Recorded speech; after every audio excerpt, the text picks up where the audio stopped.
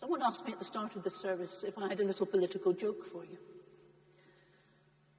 And I think this is because the way the lectionary has been working, the readings are set, We do not go and choose the readings. They are all set beforehand in a big, long cycle that runs for 3 years.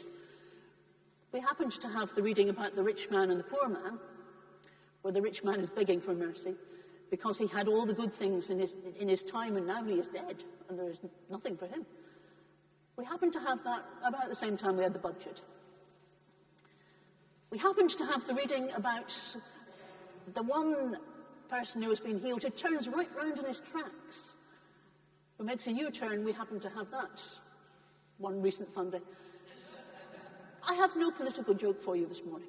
I have a story about someone who is standing there right in the middle of the crowd saying, "Look at me, everybody, what a fine person I am." That's what I have. And I'm going to put it in context for you, because I think we need it. And the context is, because this is the Gospel of Luke, the context is that Jesus is on his way to Jerusalem. Because in the Gospel of Luke, Jesus sets out on his way to Jerusalem in about chapter 9. We are in chapter 18. He has been on his way for some considerable time, and he is not there yet. It is not that it is such a very long way. It is true that people stop and talk to him on the way. There are things that happen. There are people he meets. There are stories to tell. He's not hurrying. Luke says he's going through all the towns and the villages on the way to Jerusalem, teaching as he made his way to Jerusalem.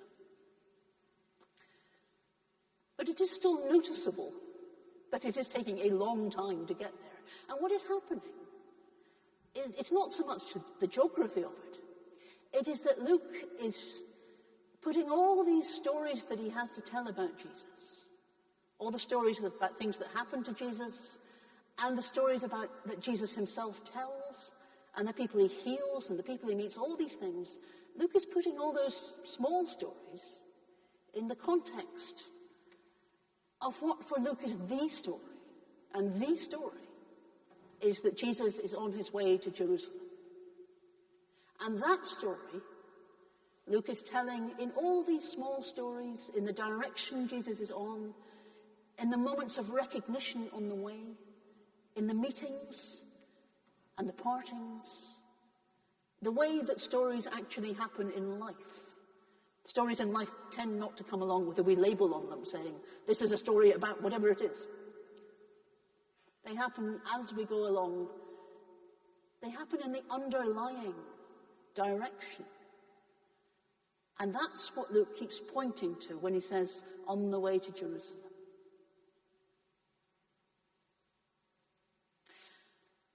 One of the things that Jesus is thinking about, perhaps the thing that Jesus is thinking about on the way to Jerusalem, is the kingdom of God. Very often when he tells stories, they are a way of saying this is what the kingdom of God is like. The parables are like that. Sometimes he tells a story because everyone is expecting the kingdom of God now this minute. And he says, no, it's not like that. And he tells the story to say, or he just says, he has just said, it is among you. It is just among you, and there isn't a clear label on it.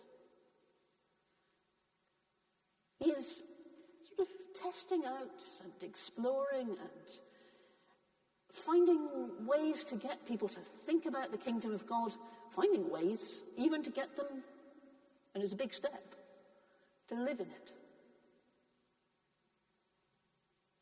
And that is part of what he is doing on the way to Jerusalem.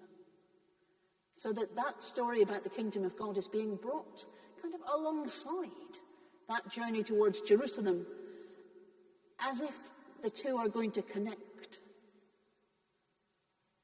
And we're not there yet. But we are getting there. Just before we had the story about the two men in the temple, today's story, just before it we had last week's story.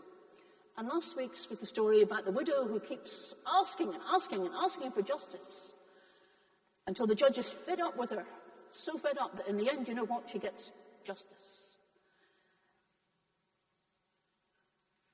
Next, after this, it's not next week's story, but next after this, we get the story of the people who are bringing children to see Jesus. And the disciples are saying, no, you're not pestering with children, send the children away. And Jesus says, no, because they know more about the kingdom of God than you do. The kingdom of God is for people like them. And he doesn't mean the disciples, he means the children. Unless you can come into the kingdom of God like one of them, you are not going to get it. He is telling stories at the moment, or Luke is grouping these stories together. And at the moment, they are stories about how to pray, how to live in the kingdom of God, how to look for it, how to be in it, how to pray. And that's the context where we get these two men.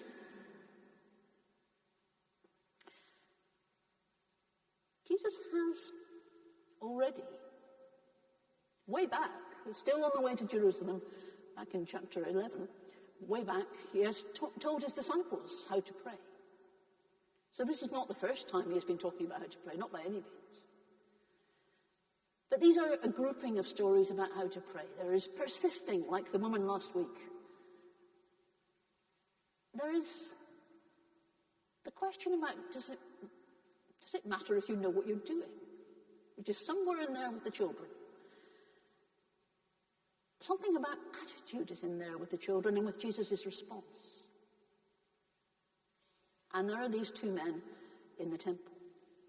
One of them has, well, they both have attitude.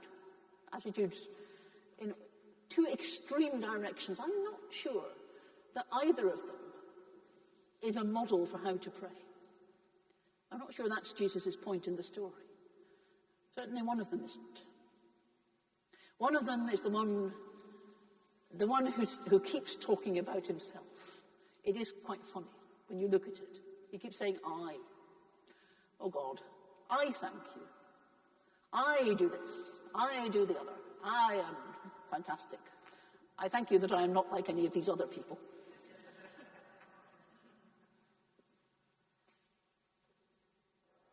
You think, who's he talking to?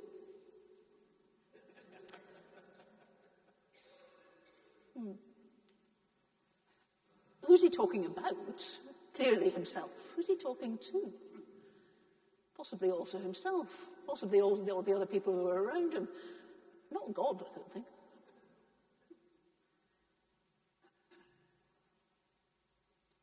What is he getting wrong?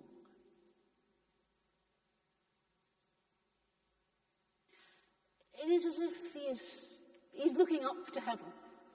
It's as if there is a mirror in the way, and all he can see is himself.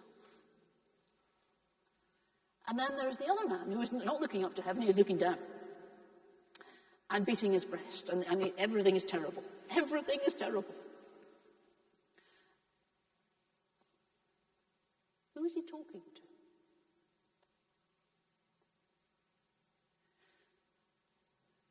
He is clearly talking to God. In the first one, if you look at who is taking action in all the things, it's the man. I do this, I do that, I do the other. With the second man, he is, everything is a disaster. He is just at the end of his tether, but it is God who is going to take action. God, have mercy on me. Be merciful to me. He has nothing to say for himself. He has nothing to put into the scale. He has no bargaining power whatsoever. But he is talking to God, and he is saying to God, have mercy on me. There is some kind of relationship there. And we look at it and we think, his self-esteem is nowhere. And probably beating yourself in the breast and saying how sinful you are is not doing much for your self-esteem either, or your mental health, or anything else. But at least there isn't the mirror in the way. At least he is talking to God. And there is some kind of relationship. There is a way to break in. A way for God to break through and tell the man that he is loved.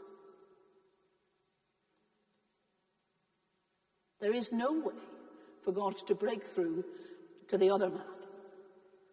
There is the mirror in the way. The other man doesn't need someone to tell him he's loved, but he will eventually. But the poor man, the tax collector, he has at least opened up the way. He is like the beggars who lie in the path of Jesus who say, heal me. At least they're asking. And so Jesus says at the end of it, he says one of his very characteristic upside-down sayings, the one you think has everything on their side, they may not. The humble will be lifted up. The powerful will be brought low. And by this time, we have been travelling along with Jesus on the way to Jerusalem long enough to half expect that and to know in these stories about the kingdom of God that things do not always come with the clear label, and that the man clearly labelled sort of amazing hero in the temple is probably not. And the man who seems to have nothing going for him at all, there may be a spark there. There may be a chink for the light to get in. When Jesus is talking about the kingdom, there is always this upside-downness. When Jesus is talking about how to pray, there is always this question of openness and listening and relationship. When Jesus was telling his disciples how to pray, way back, chapter 11, he doesn't say, go and stand well to the back of the temple because you smell, and beat yourself in the breast and say how terrible you are. He does not say that. He says, talk to God. Remember you are a child of God. Say, our Father.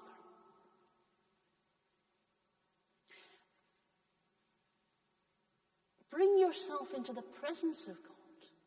Remember, things are upside down here. Bring yourself into the upside down kingdom of God. Say, your will be done.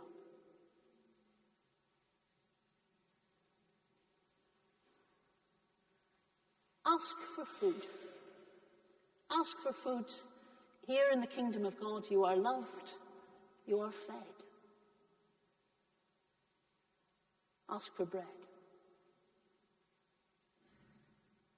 And only after that he gets on to saying, forgive and be forgiven.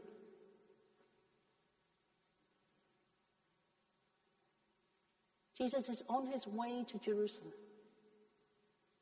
On his way, he is meeting people, and there are countless other people who feel they have no need, who are walking past.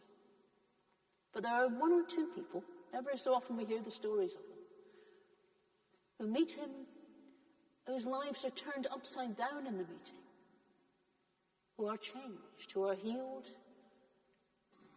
who are enabled to look up, to stand up, to go on their way. That's what he always tells them. Stand up, go on your way. Whose lives are turned upside down in him. Who get that glimmer of the kingdom of God breaking in. And they are the people who were not so preoccupied with themselves and how great they are. Who were looking for something. One of them looks down from a tree. Some of them look up from the ground. They are looking for something. They are looking for the kingdom of God.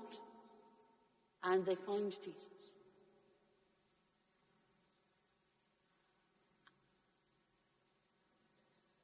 And I think, even although some of us here, maybe in our Sunday best, and all of us have come to church on a Sunday, like the man in the temple, the first man, I think because underneath even the life of the man in the temple, there may be cracks and brokenness and bruising, and things may not be going as well as he thinks. Most of us know what it is like to be looking for something. And in Jesus we find someone who says, I